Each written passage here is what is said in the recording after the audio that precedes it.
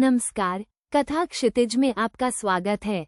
आज हम एक ऐसी यात्रा पर निकलेंगे जो सहस्राब्दियों के गर्भ में छिपे ज्ञान की, श्रद्धा की और एक अद्भुत महापुराण के जन्म की गाथा है।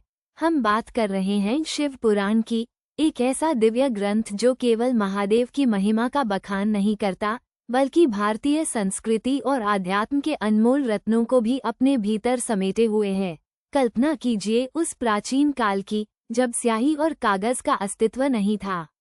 ज्ञान वेदों और पुराणों का सागर था, जो गुरु शिष्य परंपरा से, श्रुति और स्मृति के माध्यम से एक पीढ़ी से दूसरी पीढ़ी तक बहता था। ये कथाएं, ये मंत्र, ये सिद्धांत हवा में गूंजते थे, हृदयों में रचे बसे होते थे। शिव पुराण की जड़ें भी इसी अलिखित, मौखिक परंपरा में गहरी धंसी हुई थीं। हजारों साल तक महादेव की महिमा, उनके रूप, उनकी लीलाएं, उनके भक्तों की गाथाएं ऋषियों की कुटियों में, आश्रमों के सत्संगों में और आम जनमानस की चर्चाओं में जीवित रहीं। ये कोई एक कथा नहीं थी, बल्कि अनेकों कहानियों, उपदेशों और दार्शनिक विचारों का एक विशाल जाल था। समय के साथ, जब ज्ञान का यह अथाह सागर इतना विशाल हो गया कि उसे केवल स्मरण शक्ति के सहारे सहेजना कठिन होने लगा, तब एक महान आवश्यकता महसूस हुई, और यहीं पर प्रवेश होता है महर्षि वेद व्यास का। उन्हें केवल वेदों का ही नहीं, बल्कि 18 महापुराणों के संकलन और व्यवस्थापन का भी श्रेय दिया जाता है।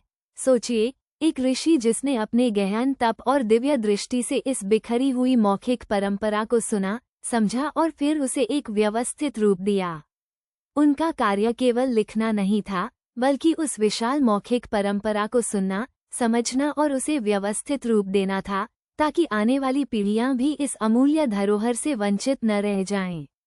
उन्होंने शिव से संबंधित सभी उपाख्यानों, पूजा विधियों, दार्शनिक विवेचनों और पौराणिक कथाओं को एकत्र कर एक सुसंगठित ग्रंथ का रूप दिया।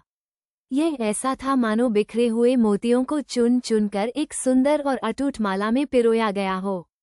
लेकिन ये प्रक्रिया कोई एक दिन का काम नहीं थी। ये सदियों का श्रम था, जिसमें कई ऋषियों, विद्वानों और आचार्यों का योगदान रहा। जैसे एक विशाल नदी अपनी यात्रा में अनेक छोटी धाराओं को अपने में समेटती हुई आगे बढ़ती है, वैसे ही शिव पुराण भी समय के साथ कई विभिन्न पाठों, रिसेंशंस और कथाओं को आत्मसात करता रहा।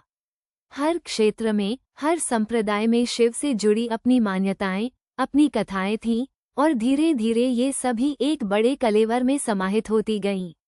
जब समाज में लेखन कला का विकास हुआ, तब इस अमूल्य ज्ञान को स्थायी रूप देने की आवश्यकता महसूस हुई। ताड़पत्रों पर, भोजपत्रों पर और फिर बाद में कागज पर इन मौखिक कथाओं को लिपिबद्ध किया गया। यह एक महत्वपूर्ण मोड़ था, जिसने इस पवित्र ज्ञान को केवल सुनने वालों तक सीमित न रखकर उसे पढ़कर समझने वालों तक भी पहुंचाया। ये पीढ़ी दर पीढ़ी सुनिश्चित किया गया कि कोई भी महत्वपूर्ण अंश खो न जाए, कोई भी दिव्य लीला विस्मृत न हो जाए। इस महापुराण को अक्सर सूत जी द्वारा नैमिषारण्य जैसे पवित्र स्थलों पर ऋषि मुनियों की सभाओं में सुनाया जाता था। सूत जी, जो स्वयं पुराणों के ज्ञाता थे, अपने अलौकिक वाचन से श्रोताओं को भगवान शिव की अद्भुत लीलाओं में डुबो देते थे। इन्हीं कथावाचनों और बाद में लिपिबद्ध किए गए पाठों के माध्यम से शिव पुराण ने अपना वर्तमान स्वरूप ग्रहण किया। तो, शिव पुराण केवल एक पुस्तक नहीं है, बल्कि यह समय के साथ विकसित होती हुई एक जीवंत परंपरा है। यह उन अनगिनत श्रद्धावान हृदयों की पुकार है, उन ऋषियों का तप है, और उस ज्ञान की प्यास है जिसने सदियों तक इसे मौखिक रूप से जीवित रखा और फिर लेखन के माध्यम से इसे अमर कर दिया।